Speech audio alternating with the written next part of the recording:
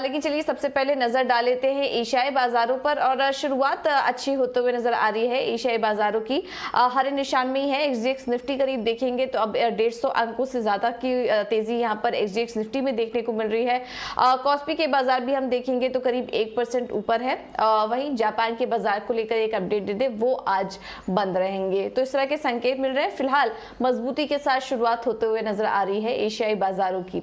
लेकिन आज हफ्ते का पहला कारोबारी सत्र देखना होगा कि विदेशी बाजारों से किस तरह के संकेत मिल रहे हैं और उसका असर आज भारतीय बाजारों पर कैसा पड़ सकता है भी हम आगे बात करेंगे। क्योंकि शुक्रवार को तो हमने देखा था काफी अच्छी क्लोजिंग देखने को मिली थी, तो क्या आज वो तेजी आगे भी कंटिन्यू रह सकती है, इस पर नजर होगी। और चलिए सबसे पहले तो समझ लेते हैं कि विदेशी बाजारों से संकेत इस वक्त कैसे मिल रहे हैं। और मानसी हमारे साथ जुड़ चुकी है पूरा अपडेट लेकर। मानसी गुड मॉर्निंग, बताइए।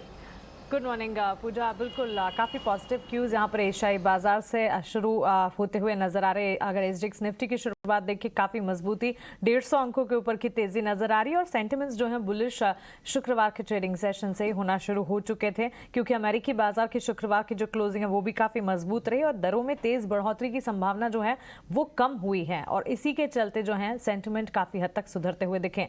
डाउ, नैस्डैक, एसएनपी आप देखिए शुक्रवार को जब क्लोजिंग हुई काफ़ी मजबूती रही। इनफैक्ट डाउ में सबसे ज्यादा आउट परफॉर्मेंस देखने को मिली, करीब 700 अंकों की बढ़त। वहीं टेक्नोलॉजी हैवी नैस्डैक में भी 2% की तेजी के साथ ही हमने क्लोजिंग यहां पर देखी। तो क्लियरली फ्राइडे सेशन में जिस तरह से अमेरिकी बाजार ने परफॉर्म किया उसका एक क्लियर कट इम्पैक्ट है सुबह शुरुआत में एशियाई बाजार में देखने को मिल रहा है और इसी का एक इवेंचुअल इम्पैक्ट डोमेस्टिक मार्केट्स पर भी पड़ता हुआ दिख सकता है, क्योंकि सपोर्ट ग्लोबल मार्केट से पूरी तरह से है।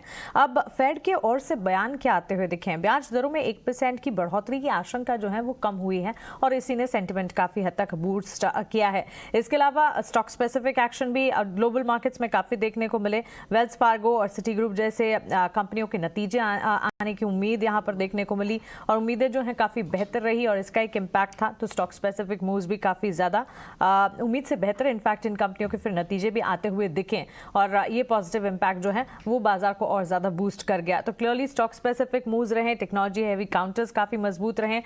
यहाँ पर फेड की ओर से ब्याज दरों में जो एक साथ बढ़ोतरी के आसार कम हुए और साथ ही रिजल्ट स्पेसिफिक सीजन जैसे भारतीय बाजार का चल रहा है वैसे विदेशी बाजार अमेरिकी बाजार में भी रिजल्ट स्पेसिफिक कंपनियों के नंबर्स अच्छे हैं, उसका एक इम्पैक्ट रहा। सभी सेक्टर्स में वहां हरे निशान में ट्रेड्स नजर आए। यूएस में जून महीने के रिटेल आंकड़ों में 1% की मजबूत ग्रोथ देखने को मिली, तो ट्रिगर्स भी काफी पॉजिटिव दिखे। बढ़ती महंगाई के बावजूद रिटेल बिक्री के आंकड़ों में बढ़त होना एक बड़ी बात थी और काफी हद तक सपोर्टिव भी था।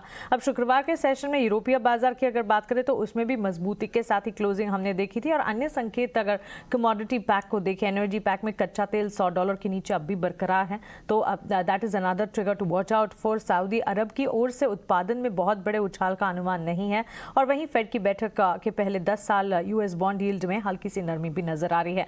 तो क्लियरली सेंटिमेंट्स जो है हर तरफ से काफी पॉजिटिव है। अब देखना ही होगा कि भारतीय बाजार में इसका बूस्ट कितना मिलता है। बिल्कुल, बहुत बहुत शुक्रिया मानसी ये सभी जानकारी देने के लिए। तो आने वाले समय में ब्याज दरों में जो 1% की बढ़त की उम्मीद जताई जा रही थी, अब वो उसका जो कंसर्न है वो कहीं ना कहीं कम होता हुआ नजर आ रहा है और उसी का असर देखिए अमेरिकी बाजार, यूरोप के बाजार में भी देखने को मिला और बाकी सब सेगमेंट इस वक्त दायरे में कारोबार कर रहे हैं। तो अब आगे नजर रहेगी कि फेड किस तरह का फैसला लेता है। इस वक्त अगर हम यूएस स्टॉक फ्यूचर्स पर भी नजर डालेंगे तो वो भी हल्के हरे निशान में ही यहाँ पर शुरुआत हो रही है।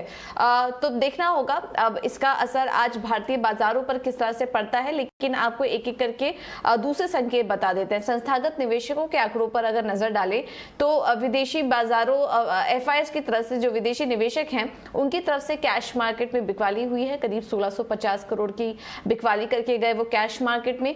घरेलू निवेशकों ने कैश मार्केट में खरीदारी की है 1060 करोड़ की। इंडेक्स फ्यूचर में जो आंकड़ा है वो 457 करोड़ की बिकवाली का आंकड़ा इंडेक्स फ्यूचर की तरफ में, तो आंकड़ा काफी छोटा नजर आ रहा है। इंडेक्स ऑप्शन में 3865 करोड़ की खरीदारी हुई है एफआईएस में, एफआईएस की तरफ से इंडेक्स ऑप्शन में। तो ये कुछ आंकड़े इस वक्त संस्थागत निवेशकों के भी हमने आपको बताया। तो इन तमाम क्यूज को देख